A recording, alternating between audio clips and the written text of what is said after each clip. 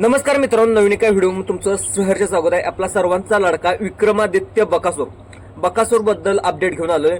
बकासूर कोरेगावच्या मैदानामध्ये देखील पळणार आहे। दुसरं पाहायला गेलं तर आजचा रविवार आहे। रविवारी बकासूरची काय अपडेट आहे तर बकासूर आपला जे जेजुरीमध्ये मार्तंड केसरी, मार्तंड म्हणजे जेजुरीच्या नगरीमध्ये, खंडोबाच्या नगरीमध्ये आपल्या सर्वांच्या लाडक्या विक्रमादित्य बकासूरचं आगमन होणार आहे। तर मित्रांनो, आता सर्वांना उत्सुकता लागली की आपला सर्वांचा लाडका विक्रमादित्य बकासूर या मैदानामध्ये धावणार का, हे सगळ्यात महत्वाचं।